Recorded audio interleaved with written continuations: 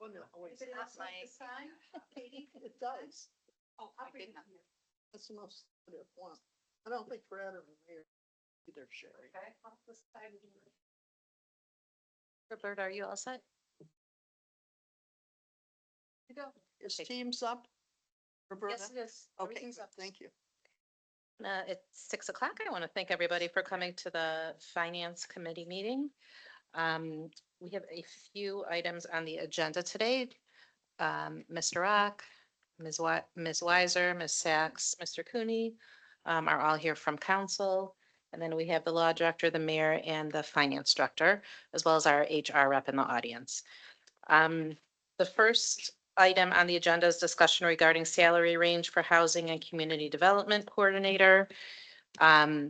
This has been a long time coming to this committee. We have a detailed job description, which was asked for, as well as a salary range.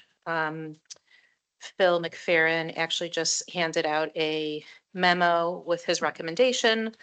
I don't think there are any issues with this. Does anybody have any questions on the job description or the memo at all?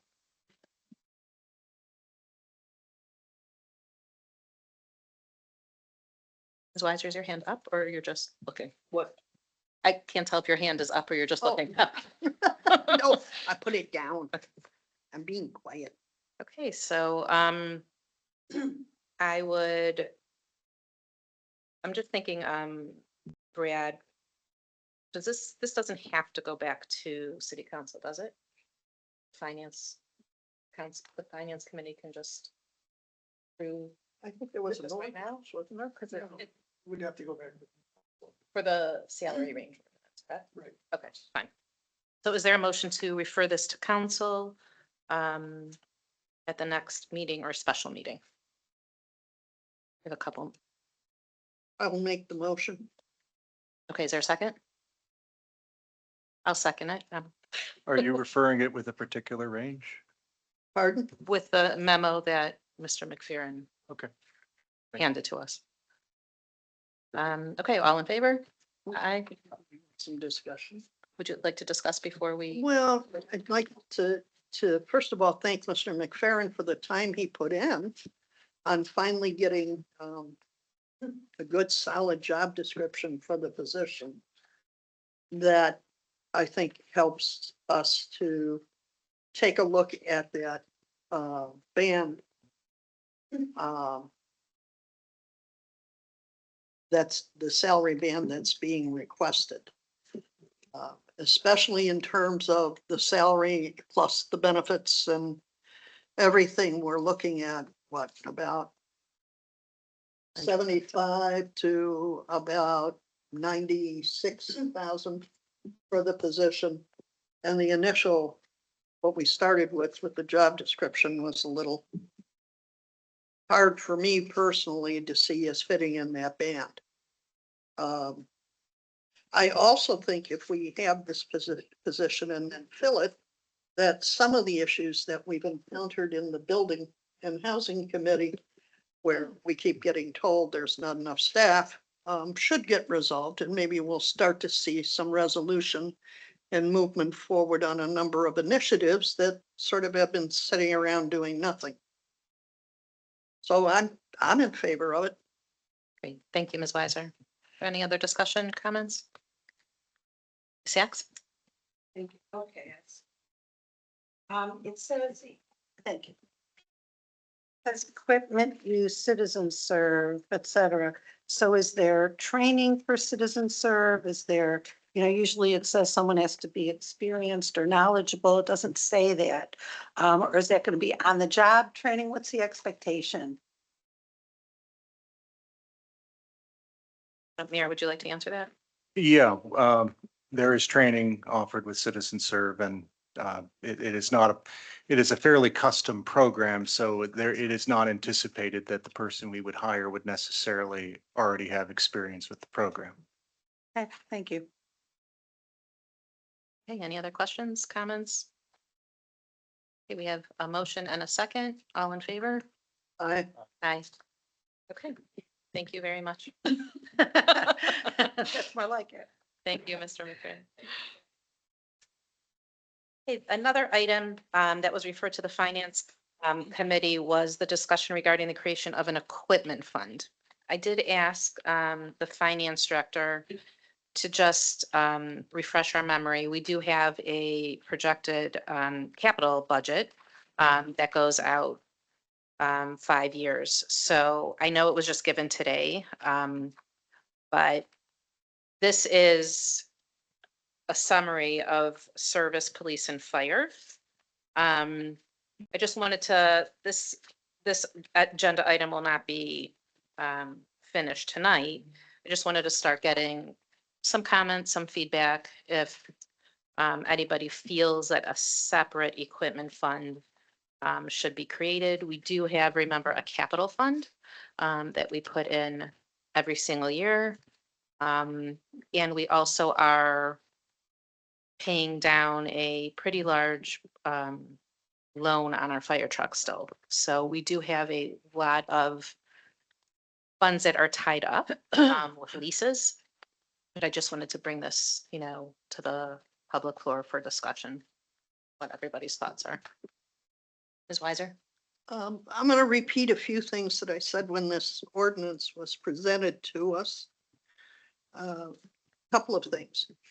Number one, when you start tagging certain revenues that police and fire generate, or even building generate, you get into a couple of issues. First of all, and I know in the legislature, they are targeting citations by police, that you cannot give quotas for citations and whatever. This particular ordinance was, I believe the fire chief was requesting that any of the ambulance billing, number one, the cost for the ambulance billing be raised. And then the second thing was that it be placed in a special fund for fire equipment only. Then we can get into, well, should traffic citations go into a special fund for police equipment only? And should building and housing fees and fines go into a special fund to pay for anything in those departments? And to my mind, when you start doing that, you begin to break down the idea of a unified budget, number one. And number two, you begin to create little, I don't know, sort of towers, personal little fiefdoms. And quite frankly, this isn't the fire department that serves University Heights or the police department that serves University Heights. They are the University Heights Safety Forces. And that's unified. All of these things are unified. We pay for that with our taxes primarily. And in view of things that may be coming down the pike, where we're having cuts from the federal level in a number of areas, where the state also is doing some cuts again. And they are now starting to consider playing with property taxes. All of that affects our city budget going forward. And all revenues have to be there in order for us to maintain base services for the city. And I think allocating specifically for one area is highly inappropriate, and it's something I personally just can't support. That's it. Thank you for those comments. Ms. Sachs? Thank you. So just to clarify, is this a strategic plan or would this be a commitment? So we're just starting to discuss this. It should be, What is Part the of our fire strategic chief's plan. intention? Does anybody know? I think he wants this fund set up so that money would accumulate in the fund. So the next time when an ambulance needs to be replaced, there's money set aside in the fund to use Okay. toward their purchase. So two things about that. Thank you. The first thing is, in terms of raising rates, again, we bill insurance. So insurance is what dictates the rates. We can't raise rates. Like it's whatever the insurance is going to pay us.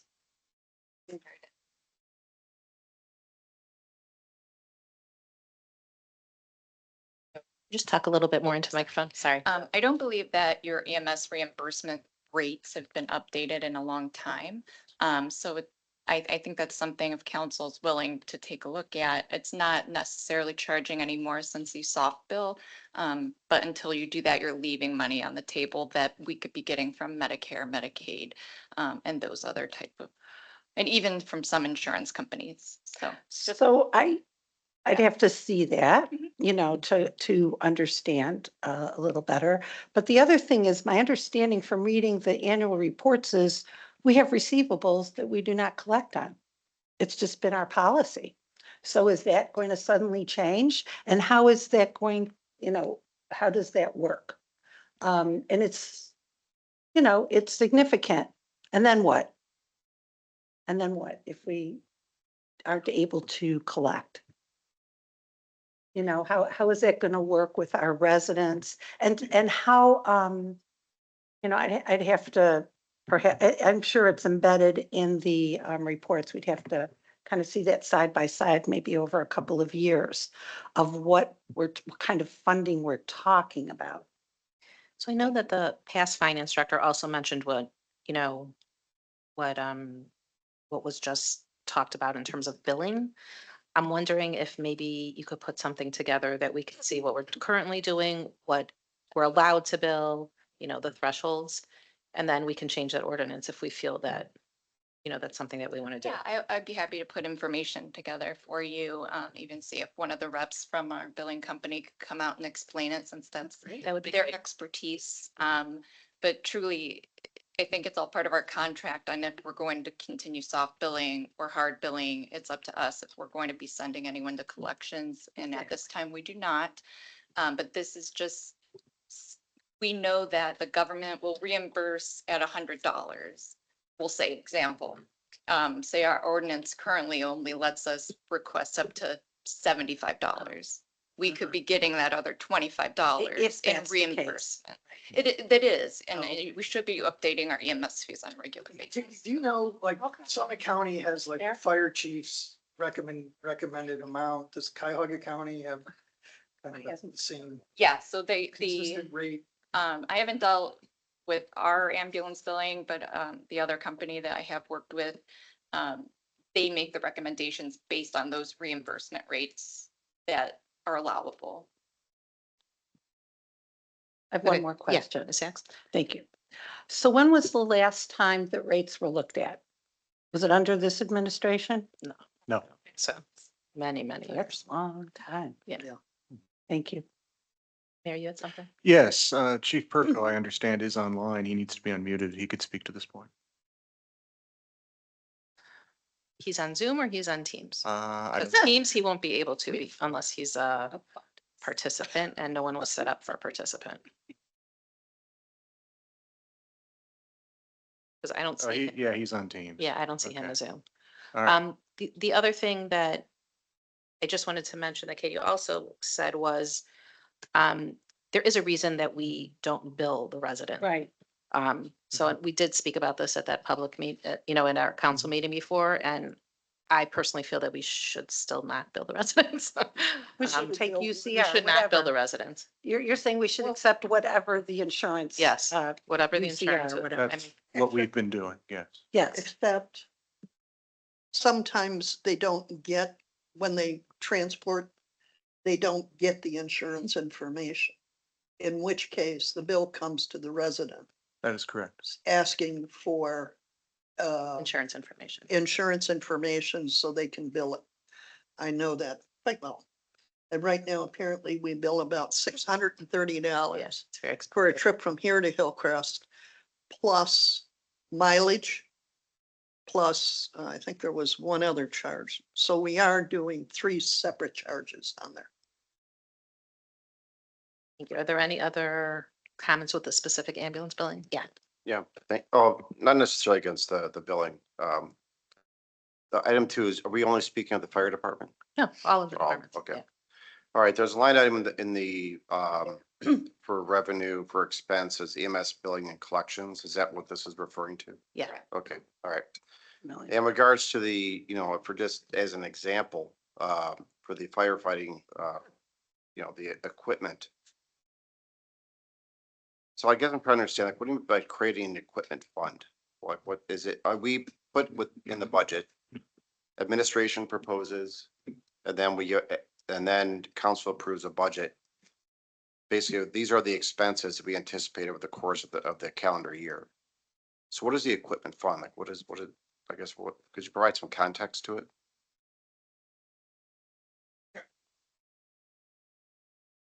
Right, You're saying- is it like, what's? We have a capital fund. I think that's what, we have The a capital fund is just for facilities right now. Okay, so we would create an equipment fund Yes. for the department. There'll be One one equipment fund fund. for for the all, department. everything, for all the city services under, Yes, okay. that's what's under although that's discussion. not what this ordinance was. No, this ordinance was not that, but first of all, that was my opinion, that we want one fund as opposed to separate funds. This is just the first discussion of this. We need to get some more information as well, and we need to analyze what we have here with the 5 years. And I think we can have a more robust conversation afterwards. Okay. I didn't think of this concept until Ms. Weiser mentioned that, the safety services should be all, not just separated, because then how do you say, oh, well, this one needs more than this one and this, it's never going to be fair. So that's just my opinion. Ms. Sachs? Thank you. Sorry, Something Coney Ms. will get it, sorry. Weiser prompted me to remember also. It is a thing where if we do insist on collecting beyond what the insurance, now I agree with raising the rates so that we can collect more from insurance, Medicare, Medicaid, private insurance, et cetera. But if we insist on billing residents above and beyond that, what happens often is people refuse to go with the ambulance to the hospital, calling 911 or whatever. They just don't want to pay for it. Or they may take other more risky options. So I would caution us to think about that because it is so important that people do connect with the emergency response and not have to worry if the cost of it is going to be a barrier. Thank you. Mr. Cooney, you had one? Thank you. This is just a follow-up. If there is an equipment fund that's created, does it make it easier, or more difficult for trying to allocate funds for purchases? Right now, I'm thinking of, like, we have line items, funds are allocated. If something were to exceed that line amount, obviously council would have to approve do we want to allocate more funds to it?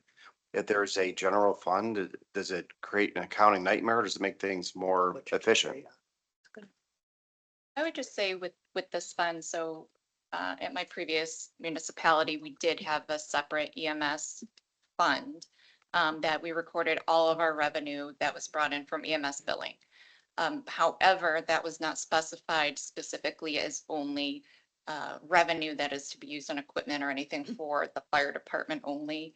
Generally, then council would approve at the end of the year, we would do a transfer out of that fund into the general fund where it would offset safety, salaries, pension, things of that nature. However, the only thing I would see with an equipment fund, there's no revenue stream that is completely dedicated into that. So it would be up to council on an annual basis or throughout the year. You can decide how much you would want to move in depending on where revenues are at. But I also don't see how that's much, I don't see how this completely different than the capital budget personally. Right now, though, there is a line item for EMS revenue, isn't there? Within the general. Within, okay, that's what I thought. All right. Did that answer your question, Mr. Cooney? Yeah, I'm just, to me, I it s- seems tomato, tomato. I see what you're saying because you have to make a reallocation anyways. At the end of the day, the pennies have to add up. Ms. Weiser? Okay, two things. Number one, if we create a dedicated fund for that, that money goes into it, it can only be spent on that item, those items that that fund is for. In other words, any of that money then from those revenues is captured solely for use for that equipment for that one department. You can't use it, you can't move it around. So you lose flexibility budget wise when you do it. The second thing is if we do an equipment fund, I can tell you right now that generally, probably, and we all probably know this, the buys that are the most expensive in terms of equipment are garbage trucks and anything you buy for fire. Yeah. Because all of that equipment is built from the ground up. And it, yeah, I know garbage trucks, who thunk, new ones, not used ones. So it's, when people look at outgo of the fund, it's, oh, that department's getting that much, this department's getting that much. And I think sometimes dealing with need, in other words, keeping the revenues together allows us to better deal with need and have flexibility, because sometimes the need for the city is not necessarily a piece of equipment. It might be the repair of a building. It might be any one of a dozen other things. And when we tie our hands, it becomes more difficult overall to be able to really deal with those odd things that come up. Yeah, Ms. Sacks? Thank you.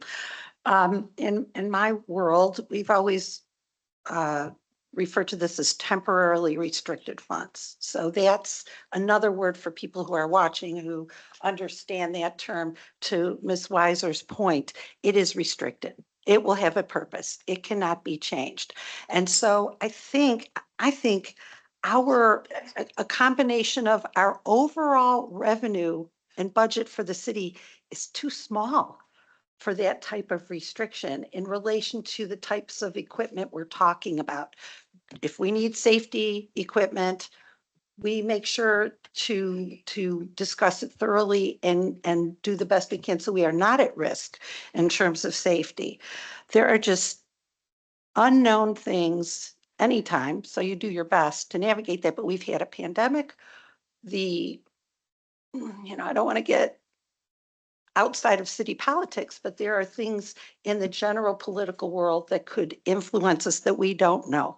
And influence isn't the word, could impact our revenue, our residents' revenue, and so the big picture is it's an interesting idea.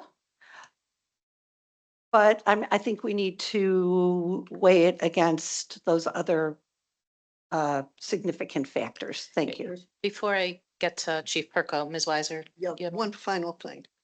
Where we're talking about ambulance fees. The other thing is, we have no idea the impact of the bill that just got passed. Mhm. Because if it affects, insurance, lower cost insurance that people obtained on, Right. Obamacare or the ACA, or some of those other things, Medicaid gets cut, that's going to end up impacting the fees that are collected for EMS transport. And I think trying to do, on a personal level, trying to do something at all right now, until we have a handle on that and a sense of that, is sort of counterproductive. And problematic. So I'm glad that you said this is for discussion. And now I'll shut up. Oh, no, that's fine. Yeah, and I think, we'll have our quarterly finance meeting in September or October. So I think if we could have that information then we can, finish discussing that. I know Chief Perko, you're on Zoom. Did you want to say anything? Yeah. We can hear you. Yeah, nicely. Thank you. I just wanted to provide context again about where this request came from. This discussion started in 2018 when we were discussing the purchase of a new ladder truck. There was a lot of question about how we in the fire department got into the situation needing an apparatus that was so far past its replacement date, in need of so many repairs to be able to try to recertify it if it was refurbished. And mainly where we would come up with the money and that type of amount of money to move forward with this process. And it was in various committee meetings, but specifically the council meeting where I presented a PowerPoint on the particulars of the purchase of the ladder truck, where I showed that an option to prepare for these large scale purchases could be to allocate portions of ambulance billing revenue into a fund that would assist in building up revenue source for these larger purchases. I had spelled out typical replacement cycles for ambulances, fire engines, and fire ladder trucks, and the life expectancy of those, the cost. Marched that out over a period of 75 years and marched out what our ambulance revenue back at that time was over a projected 25 years and how those would offset each other. And there was some interest in that and some discussion after the ladder truck was purchased and we moved on from that and how this could potentially work, and it provided further analysis and information to the committee members. And subsequently, I ended up putting it in my capital improvement request that went to all the finance budget committee meetings each year, just for a point of discussion. And this was really just reiterating that discussion and those points as a possibility, because as the vice mayor stated, we have this lease for the current ladder truck that we're paying down. But at about the time we pay that off, we're going to need to replace the fire engine. And due to all the supply chain cost increases, that engine is going to cost approximately what our ladder truck costed. The ladder truck that we purchased now costs exactly double if we were to buy the exact same ladder truck today. So the fire engine that we're going to need in a couple of years is going to cost the same amount as this ladder truck. And again, we have no reserve funds saved for that. We'll obviously have to be a robust discussion of how we fund that purchase, let alone a future ambulance and other needs. So this was just one idea of a mechanism to try to start some savings for those equipment. But obviously a lot of other good points made tonight, and just trying to kickstart some discussions so we have something in place when these big purchases come to the table. Thank you. Thank you, Chief Burko. One other thing before Ms. Weiser mentioned something, just so I don't forget. So just for Katie, if we can make the police, fire and service more uniform where they're all in Excel, and service has a column, fair, good, excellent, in terms of what they feel that their, especially their vehicles are, if we could have a column there also. Yes, That I would be was great. Working off of what they had prepared off. Yeah, no. And I know I asked you today for That's that, so okay. that's, But no, I'll make everything No problem. more uniform. thank you. Ms. Weiser? Okay. Since I'm the one that comes with the history, actually, chief, a few chiefs before you talked about creating sinking funds. The one under Rothschild, when I was on council in 07, we talked about creating a sinking fund, and they're called sinking funds, and you plan to buy and you put so much in. That was non-dedicated revenues. In other words, it was a fund that got set up. It didn't require a yearly contribution, but everyone on council knew it was there. The administration knew it was there. In tight times, you might miss a contribution for a year, but in good times, you could put it in. Now, this is 18 years later, and actually probably a good 25 years later. Because, and I forget the chief's name.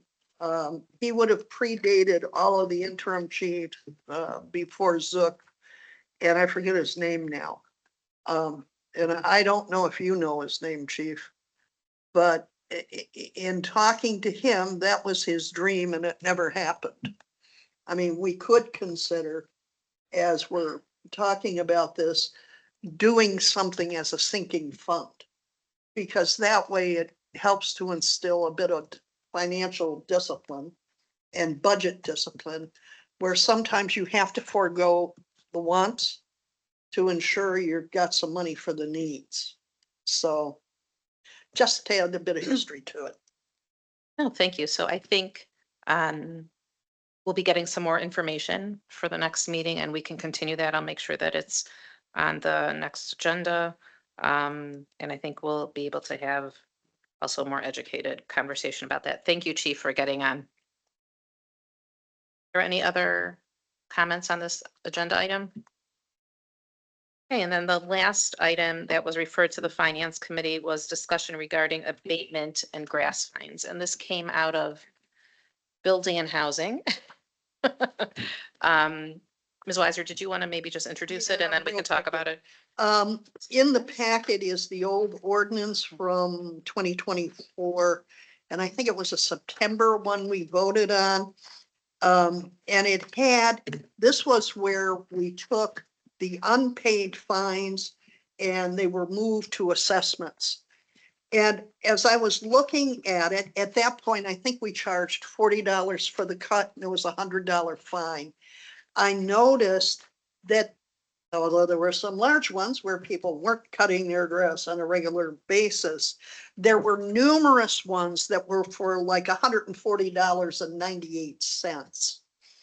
And at the time, I thought, maybe we should start looking at considering coming up with a discount program that before we go to do the assessments, we take all those one-timers and send them a letter and say, hey, how about if we give you a 10% discount on this and we'll take it down 10% or 15% and pay. That way the money comes in, we don't have to put it on the assessment, and it cleans out the residents who may have gotten nipped for one cut and then never paid the bill. Yes, we get the money back in full if we put it on the assessment, but it also might be a way of making, probably, I think if exterior citations, citations for concrete, things like that, drive everybody crazy. The other one is when people get cited for their grass. And it might help soften that a bit. I did run some stuff. If it was $140, we'd be taking in 126. If it was a 15% discount, we'd be offering for them to pay 119.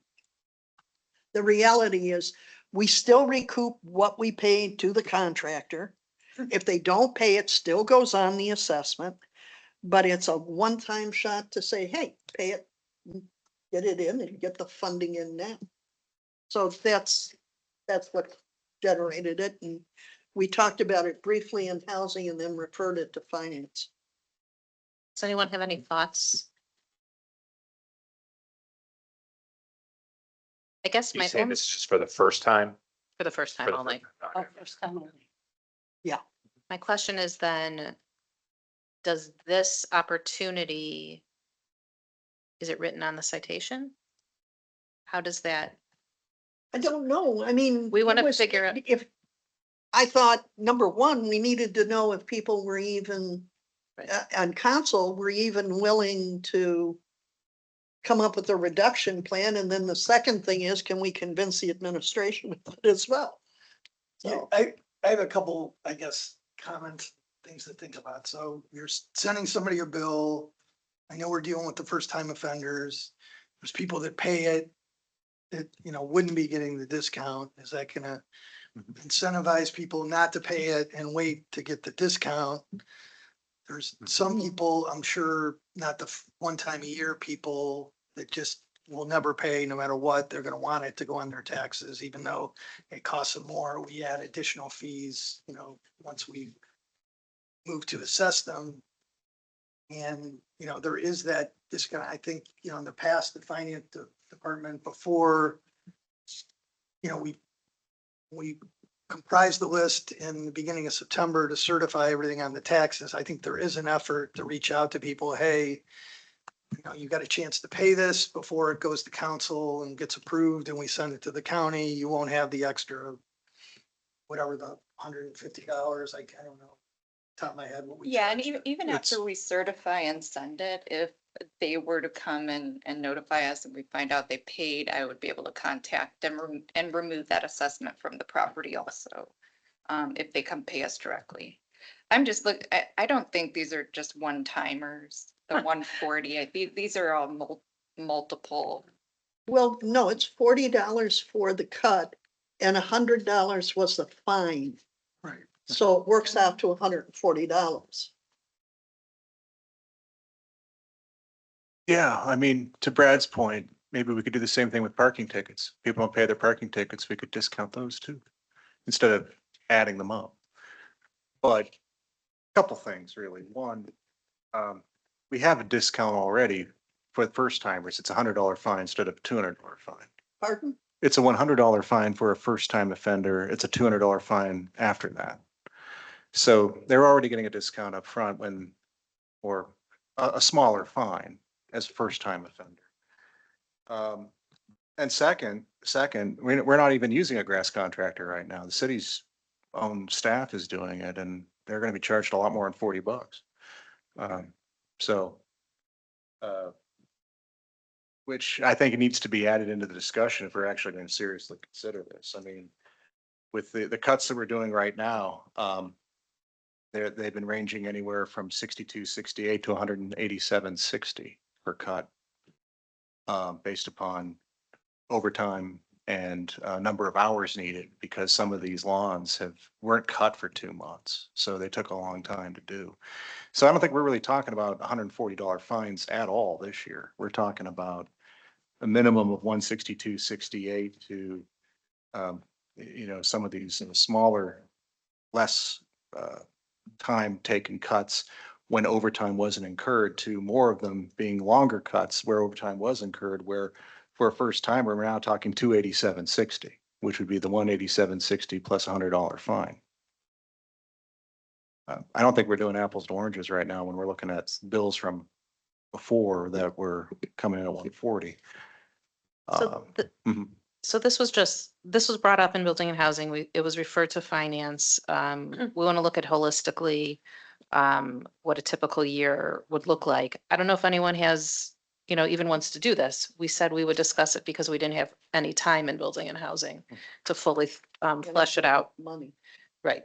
And it impacts the budget. So that's not something that building and housing usually necessarily takes up. So, we can decide just to table it and, not do anything about it. Or if somebody feels that we should have it, an additional discount, we can do that also. My opinion right now is the first time is 100, the second time is 200, actually, like the mayor said, that is kind of a discount already. And, we want to keep the exteriors, looking groomed and pleasant. So I'm okay if it stays this way, but if anyone on the committee feels that there's a need to be a change, that's why we put it on the agenda. Are there I'm any okay with letting it ride. I was just curious if anybody is willing to do it. I think the only thing I'd like to add is I appreciate the idea that we would try to incentivize getting people to pay. Mm. But, yeah, maybe there's another way. I don't know. Yeah, there's other problem. I mean, I guess suppose you could authorize the finance department to discount it in certain circumstances, when it gets to. Well, I would just add, we do the billing, we receive the list within our department, we're doing the billing and the tracking of that. if we're then having to track first-time offenders and give discounts, I really think that's a bit cumbersome for us currently, the way we're staffed, unless we had more interaction or building or housing took over the invoice. Yeah, we definitely don't want to put more pressure on the finance department. Yeah, Ms. Saxon? Thank you. I prefer these guidelines, you know, incentivizing and that sort of thing. I concerned about extenuating circumstances that could be viewed as discriminatory. You know, if they're unilateral or whatever. So there could be extenuating circumstances, but I think if we define what they could be, medical or, you know, and rehab for 3 months or, you know, whatever, if there's a little more definition around that, I think that would help administration also, and it would help us legally as well. So currently, I think if there's extenuating circumstances, the finance department does waive certain things if need be, correct? Like a medical condition or, Unanticipated Definitely. illness, injury, whatever. We're definitely willing to listen to whatever circumstances surround that, and are definitely empathetic to it. Do you confer with the law director? I have not had. Oh, I mean, yet since I've okay, been would that here. be a practice? I Well, think, when it's come up, and there's lots of requests for it, but, you know, problem with granting is that, you know, you don't want to be arbitrary. You don't want to play favorites. You don't want to act in a way that somebody could say is discriminatory. So most of the time, it doesn't happen. Most of the time, we say, well, you know, don't let that happen again. And um, I don't recall the last time now that we waived something like that. I mean, it's the same thing with the people leaving carts on the curb. We actually got a lot more requests for, to waive those as opposed to grass abatements. And we're not waiving any of those either. You know, I have my own, I've expressed my opinion before that I think that ordinance is draconian and unnecessary and it's creating a lot of bad will, but we even had it, you know, we even had a similar situation with BZA today where somebody appealed the fact that their carts are in front of the house and they've been cited for it and it does violate ordinance and they wanted a variance or a special use permit, and the BZA's response was council really should change the ordinance. So now some council members know that, but yeah, but at some point that was going to make it through other channels to let you know that That's BZA would be really looking to fetching. see that change. Mm. But at the same time, they also wanted to urge the administration not to cite this guy anymore. So it's like, well, okay, so is that how I that see. works? If you leave your card out and you get a fine, then you can file an appeal and then be told that we're going to waive your fine by the BZA and have the administration be told not to cite you anymore, which that creates an interesting path too. I don't know that that's really what we want to see happen. Might be better just to update the ordinance. I think we're talking about something else. I think we are. We're going off topic. Yeah, but. So the point let's is stick to that- this is that topic. If we're So going to let's stick- do an exception for grass cutting, you know, where does it end? Just for everyone's That's not what knowledge, it- I counted, I think it looks like there was 117 properties that got assessed last Last year. year. For, it sounds like not just grass, but whatever other nuisance Uh-huh. removal. So that's the number we're looking. yeah, I'm also a little hesitant to start defining things because then Okay, it can just go down a rabbit hole, I think, a Okay. little bit. I don't know what let's put it out there. everyone else feels, but. Okay, so I think from what we're hearing, everybody's appetite is to keep it as it is right now. Yeah. We can always revisit it if we feel Mhm. that we need to. Did anyone else have any other business before we adjourn? Okay, Move to adjourn? there's a motion. Is there a second? Okay, I want to thank everybody for coming. 62 is less than 100.